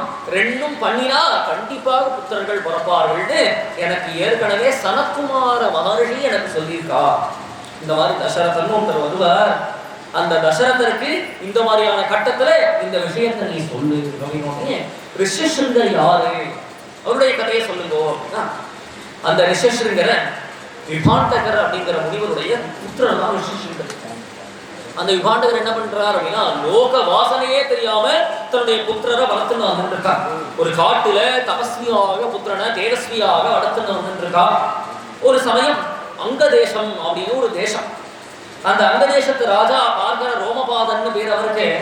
அவருடைய தேசத்துல மழையே இல்லை, பொட்டல் காடா போயிடுத்து, எதை போட்டாலும் மகசூலே வரமாட்டேங்கிறது. என்ன பசியும் பட்டினியும் பஞ்சமுமா இருக்கா, தவிக்கிறார்கள். ராஜாவுக்கு கவலையா இருக்குமா இல்லையா? எவ்வளவோ தர்ம காரியங்கள் பண்றான், எதுவும் நடக்க மாட்டேங்கிறது. கடைசியில தன்னுடைய அமைச்சர்கள்லாம் சொல்றார்கள், இந்த மாதிரி ரிஷ்யசிருங்கர்னு ஒருத்தர் இருக்கா, அவரை கூட்டிட்டு வந்தா பெய்யும் மழை, நல்லோர் ஒருவர் உளரே அவர் பொருட்டு எல்லாருக்கும் பெய்யும் மழைன்னு அப்படிப்பட்ட நல்லவரா அவர் ரிஷிசிருங்கர். அவர் பாதம் பட்டெடுத்துனா சோன்னு மழை கொட்டும். அப்போனா ஏற்பாடு பண்ணிடலாமே, கூட்டிட்டு வரலாமே. அதுல ஒரு சிக்கல் இருக்கு. அவருடைய அப்பா விபாண்டகர் என்ன பண்றாருன்னா, எந்த ஒரு வாசனையும் இல்லாம, லோக வாசனையே இல்லாம வளர்த்துன்னு வந்துட்டு இருக்கார். அவ கண்டிப்பா கூட்டிட்டு வர முடியாது. இப்போ அதற்கு வழியே கிடையாதா? தந்திரமா அவர் கூட்டிட்டு வந்துடலாம். நம்மளுடைய அப்சரசு மாதிரி இருக்கக்கூடிய ஸ்திரீகள் எல்லாம் அவர் இடத்துல கூட்டின்னு வந்துடுவோம். இப்படி அவர் வந்தாதான் காரியம் நடக்கும். இப்படி தபசு பண்ணிட்டே இருக்காரா? அவர் நினைச்ச இந்த ஸ்திரீகள்லாம் பார்த்துட்டு அப்சர ஸ்திரீகளும் நினைச்சிட்டாராம், தேவலோகத்துல இருக்கிறவர்கள். ஏன்னா நம்ம தபஸுக்கு பலனாக இவர்கள்லாம் காட்சி கொடுத்துருக்கா போதற்கு அப்படின்னு நினைச்ச உடனே அவள்லாம் ஒரு ஓடத்துல படைகளை ஏத்திட்டு போறா. இங்க வந்துட்டார், அங்கதேசத்துக்கு வந்துட்டார். காலடி எடுத்து வச்சாரு, மழை கொட்டது. மழை சோடு கொட்டி எல்லாருக்கும் ரொம்ப சந்தோஷம். அவர் இங்கேயே இருக்கும்படியாக பண்ணினாராம். இப்போ மறுபடியும் போயிட்டாருன்னா மறுபடியும் எங்கேயிருந்து தேடுறது, மறுபடியும் இந்த மாதிரி ஒரு சூழ்நிலை வந்ததுன்னா. அதனால தன்னுடைய புத்திரிக்கே அவரை கல்யாணம் பண்ணி கொடுத்தார். கல்யாணம் பண்ணி கொடுத்து மாப்பிள்ளையாக்கின்ட்டார். இப்படி பாண்டகர் வரார். அவர் தபசை முடிச்சுட்டு வந்து பார்த்தா பிள்ளைய காணோம். எங்க யாரு களவாடின்னு போனான்னு தெரியலையேன்னு எல்லா இடமும் அலைஞ்சு திரிஞ்சு வரார். அவருடைய கோபத்துக்கு ஆளாக கூடாதுன்னு நினைச்சான் ரோமபாதன். அதனால என்ன பண்ணினான், அவரை ஏதாவது ஒரு தாஜா பண்ணலாம் அப்படின்னு எல்லாம் உடனே நிர்மாணம் பண்ணான். தெருக்கள்லாம் புதுசா நிர்மாணம் பண்ணினார். என்ன தண்ணீர் பந்தல்கள்லாம் வச்சான், மோர் பந்தல்கள்லாம் வச்சான். திடீர்னு பார்த்தோம்னா ஒரு பெரிய கட்டடமா கட்டினார். எல்லாத்துக்கும் விபாண்டகருடைய பேரையே வச்சான். அவர் பார்த்தார், அப்படியே நடந்து வரக்கூடிய வழியெல்லாம் ஒரே பெரிய பெரிய ஹோர்டிங்லாம் வைக்கிறான். என்ன விபாண்டகர் அவர்களே வருக வருக பண்றான். ஃபுல்லா எல்லா இடத்தையும் வந்து பார்க்கிறார். கொஞ்சம் கொஞ்சமா அவருடைய கோபம் தனியறது. இப்படி ஒரு பக்தனா நமக்கு, இப்படி ஒரு சிஷ்யனான கோபம் தனிஞ்சு வரா. வந்த உடனே நேரா ரிஷிசிருங்கர் அவருடைய மனைவி 2 பேருமே நமஸ்காரம் பண்ணினார்கள். பண்ணி இந்த மாதிரி ஆயிடுத்து, உனக்கு விவாகம் ஆயிடுத்து, நல்லபடியாக குடும்ப தர்மத்தை பரிபாலனம் பண்ணு, ஆனா தபஸை மட்டும் விட்டுடாது அப்படின்னு அனுகிரகம் பண்ணிட்டு கிளம்புற. இப்படி இவருடைய கதை இருக்க. அந்த ரிஷிசிருங்கரை கூட்டிட்டு வரணும் அப்படின்னு தசரதர் சொன்னா ரொம்ப எளிமையான காரியம். ஏன்னா ரோமபாதன் என்னுடைய நண்பன், அவர் இடத்துல கேட்டா புத்திர போறான். உடனே ரிஷிசிருங்கரை வச்சுட்டு இந்த புத்திரகாமேஷ்டி யாகம் ஏற்பாடு ஆச்சு. அந்த புத்திரகாமேஷ்டி யாகத்துல ஒரு பெரிய ஒரு பூதம் வந்தது. அந்த பூதம் ஒரு பாயசத்தை எடுத்துட்டு வந்தது. அப்படி இருக்க யாகம் பண்ணிட்டே இருக்கா. பண்ணிட்டே இருக்கும்போது தேவர்களுக்கு தானே யாகம் பண்றா. இந்திராய ஸ்வாஹா இந்திராதி தன்ன மம, வாயவே ஸ்வாஹா வாயவே தன்ன மம அப்படிங்கிற. இப்போ என்ன ஆகுதுன்னா, இந்த ஆர்ச்சியத்துல இவாள்லாம் எப்படி சாப்பிடுவா? நம்ம எல்லாம் கையினால சாப்பிடுறோம். அவளுக்கு சாப்பாடு என்ன மீன்ஸ் அப்படின்னு நம்ம புரிஞ்சுக்கணும். அக்னி தான் அவளுக்கு உணவுக்கான ஒரு வழித்தடம். அதனால தான் அவ இன்னொன்னு ஆர்ஜியத்தை மட்டும்தான் சாப்பிடுவா, நெய் மட்டும்தான் சாப்பிடுவா. அதனால அந்த ஆர்ஜியமான நெய்ய அந்த ஹவிசாட்டம் போட்டு சுவாகாரம் பண்ணி இதெல்லாம் தேவதைகளுக்கு போகிறது. இது சாஸ்திரம், இது சாஸ்திரம். சாஸ்திரத்தை நம்பித்தான் ஆகும். அப்படி இருக்கு. இந்த ஹவிர்பாகம்லாம் கொடுக்கும்போது தேவர்கள் ஆகாசத்துல வாங்கிக்கிறதுக்காக வரா, அதை தடுக்கிறார்களா அசுரர்கள். அப்படி இருக்க உடனே எல்லா தேவர்களும் பகவானிடத்துல பிரார்த்தனை பண்ண, பிரம்மாவை முன்னிட்டு பகவானிடத்துல பிரார்த்தனை பண்ண, பகவான் சொல்றார் பயம் தியஜதே பத்ரம் பகா. பகவானுடைய குருநாதனுடைய வாக்கு எப்படி இருக்குன்னா, அவ்வளவு கஷ்டத்தோட போவோம், அவ்வளவு கிளேஷம், என்ன நடக்கிறதுன்னு தெரியலையே நமக்கு அப்படின்னு குருநாதர்கிட்ட போவோம். நன்னா இருக்கியா, சௌக்கியமா இருக்கியான்னு அவருடைய வாஞ்சையான அந்த ஒரு வார்த்தை போதும், அத்தனை கஷ்டமும் போயிடும். ஏன்னா பகவான் அப்படித்தானே பேசுவான். சாதுவோ ஹிருதயம் மத்தியம் சாதுனா ஹிருதயம் தோகம். பகவான் எப்படி பேசுறான், பகவான் எப்படி நடந்துக்கிறான்னு தெரிஞ்சுக்கணுமா, குருநாதர் எப்படி பேசுறார், குருநாதர் எப்படி நடந்துக்கிறார் நம்ம பார்க்கிறோம் இல்லையா. பிரத்யக்ஷமான தெய்வத்தை குருநாதர் வழிபட பார்க்கிறோம். அப்படி பகவானுடைய பேச்சு எப்படி இருக்கும்னா, அவ்வளவு கஷ்டத்தோட தேவர்கள் வரார்கள் இல்லையா. பயம் தெரிந்த பயத்தை விடுங்கோன்னா முதல் வார்த்தை, உங்களுக்கெல்லாம் அபயம் உண்டாகட்டும், மங்களம் உண்டாகட்டும். சரி, யாருனால உங்களுக்கு இப்படி ஒரு கஷ்டம்னா, அந்த ராவணனால தானே, அவனுடைய கோஷ்டினால தானே கஷ்டம். நான் என்ன பண்றேன் அப்படின்னா, ஹர்த்வா க்ரூரம் துராதர்ஷம் மஹர்ஷீனாம் சுகாவஹம் தச வருஷ சகஸ்ராணி தச வருஷ சதானி ச வத்ஸ்யாமி மானுஷே லோகே பாலயன் பிருத்திவீமிமாம். 11,000 வருடங்கள் இந்த பூமியை பரிபாலனம் பண்ணுவேன். பயம் தேஜத பத்ரம் மகா ஹிதார்த்தம் யுதி ராவணம். ராவணனை நான் ஒழிப்பேன். சபுத்திர பௌத்திர சாமாத்தியம் ச மந்திரி ஞாதி பாந்தவம். அவனை மட்டும் இல்லாம அவனுடைய குடும்பத்தையே கூண்டோட அழிப்பேன். அடிச்சு 11,000 வருஷம் இந்த பூமியை பரிபாலனம் பண்ணுவேன்னு அனுகிரகம் பண்ணினார். இது மட்டிலும் போதுமா, இது மட்டிலும் அவளுக்கு போதும் அப்படின்னு அவள நமஸ்காரம் பண்ணிட்டு கிளம்பினா, எங்க அவதாரம் பண்ண போறார் அப்படின்னு சொல்லும்போது, யாருக்கு அவதாரம் பண்ண போறார்? அப்பேற்பட்ட பகவானா இருக்கக்கூடியவர் அப்பேற்பட்ட குணவானுக்கு தான் அவதாரம் பண்ணுவார். அப்போ அப்பாவை தானே தேர்ந்தெடுத்தார். பிதரம் ரோச்சயாமாசே ததா தசரதம் நிருபம். அப்பாவை தானே தேர்ந்தெடுத்தார். யாரு அப்பானா, தசரதன் தான் அப்பா. அப்படி தேர்ந்தெடுத்து எங்க அவதாரம் பண்ண போறாருன்னா, அயோத்தியில தான் அவதாரம் பண்ண போறாருன்னு தேர்ந்தெடுத்தார். முடிவு பண்ணிட்டார், சங்கல்பம் பண்ணிட்டார். ஏன்னா சத்திய சங்கல்பம் இல்லையா, நடத்தி காட்டுவார். அப்படி இருக்க இந்த யாகத்துல ஒரு திவ்யமான பாயசத்தை எடுத்துட்டு, பாயச பிரதானம்னு பேர் இந்த இடத்துக்கு.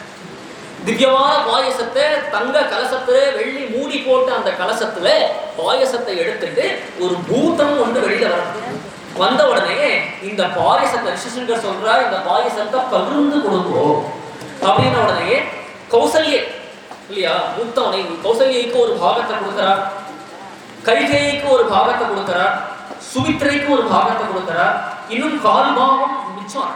அந்த பாகத்தையும் மறுபடியும் சுமித்ரைக்கே கொடுக்கிறார். கொடுத்து ஒரு சம்வத்சர காலம் ஆகும். சம்வத்சர காலம் ஆகும் பொழுது ததோ யஜ்ஞே சமாப்தே தோ ருதூனாம் ஷட் சமர்ப்பயோ ததச்ச 12 மாசே சைத்ரே நவமிகே திதோ நக்ஷத்ரே அதிதி தெய்வத்யே ஸ்வோச்ச சம்ஸ்தேஷு மஞ்சசு கிரஹேஷு கர்கடே லக்னே வாக்பதா பிந்துநாசः க்ரோத்யமானே ஜகன்னாதம் சர்வ லோக நமஸ்கிருதம் கௌசல்யா சுஷுவேகேன புத்ரேன அமித தேஜசா யதாவரேன தேவானாம் அதிதிஹி வஜ்ரபாணினா. ததோ யஜ்ஞே சமாப்தே, யஜ்ஞம் சமாப்தமாகும் பொழுது ரிதூனாம் ஷட் சமத்யயுஹு ததச்ச 12 மாசே. 10 மாசம் தானே இருக்கும். ஒரு சம்வத்சர காலம் ராமர் இருந்தாராம். 1 வருஷ காலம் 12 மாதங்கள் கர்ப்பம் தரித்தார் கௌசல்யா. அந்த கௌசல்யினுடைய திருக்குமாரனாக ரிதூனாம் ஷட் சமத்யயுஹு ததச்ச 12 மாசே சைத்ரே நவமிகே திதோ. ராம நவமி அப்படின்னு இருக்கு இல்லையா, இன்றைக்கு தான் ராம நவமி. 27ஆம் தேதி தான் ராம நவமி. நவமி எப்போ ஆகிறதோ, நவமி திதி எப்போ வருதோ அப்பதான் நம்ம ராம நவமி. இப்போ ரோஹிணி நட்சத்திரம் ஒன்று இருந்தாலும் கூட அஷ்டமி திதி எப்போ வருதோ அதை தான் கிருஷ்ணாஷ்டமி அப்படின்னு நம்ம கொண்டாடுறோம். நவமி திதி வரதுனாலேயே இது ராம நவமி. அப்பேற்பட்ட பகவான் அவதாரம் பண்ணினாங்க. இது 7ஆவதான அவதாரம். அப்பேற்பட்ட அவதாரம் பண்ணினார். விஷ்ணோரத்தம் மகாவீரியம். அடுத்ததாக பரதன் அவதாரம் பண்ணினான். கைகேயிக்கு பரதன் அவதாரம் பண்ணினான். அப்புறம் சார்பே ஜாதவு சௌமித்ரி குளிரே அபுதிரே ரவோ. அதற்கப்புறமா லக்ஷ்மணனும் சத்ருகுணனும் ஆக, ஏன்னா ஒரு பாகத்தை பாயசத்தை சுமித்ரைக்கு கொடுத்து மறுபடியும் எஞ்சி இருந்த பாயச பாகத்தை சுமித்ரைக்கு கொடுத்ததுனால 2 புத்திரர்கள், லக்ஷ்மணன் சத்ருகுணன் அப்படின்னு 2 புத்திரர்கள். கைகேயிக்கு பரதனும் கௌசல்யைக்கு ராமனும் அவதாரம் பண்ணினார்கள். ராம லக்ஷ்மண பரத சத்ருக்னா இதி சம்யயா குருவர்தே தக்தராஜ்யோ வெசரதனுவனம் பத்மபத்யாம் பிரியாயாः பாணிஸ்பர்ஷாம் க்ஷமாப்யாம் க்ஷிதிஜ பதருஜோயோ ஹரிந்திராணுஜாப்யாம் வைரூப்யா சூர்பணக்யா प्रिय विरहर्षो आरोपित भ्रू विजृंभ त्रस्ताब्दिः बद्ध सेतुः कल नवदहनः कौसलेन्द्रोवतान्नः இது எங்க வருதுன்னா பாகவதத்துல ஒரு ராமாயணம் எப்பேற்பட்ட அவதாரம் அப்படின்னு சொல்லும்போது தியாகராஜர் பாடுறார் சுகனுதாய दीनबन्धवे नमो नमो शुकनुताय दीनबन्धवे नमो नमो सकललोक दया सिन्धवे नमो नमो राघवाय अंशो नमो